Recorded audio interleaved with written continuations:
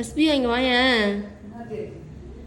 இந்த கோவலைக்குள்ள தண்ணி ஊற்றினோடனே அந்த கோவலை தண்ணியை அப்சர்வ் பண்ணிக்கிட்டு பபிள்ஸ் வெளில விடுது பாரு.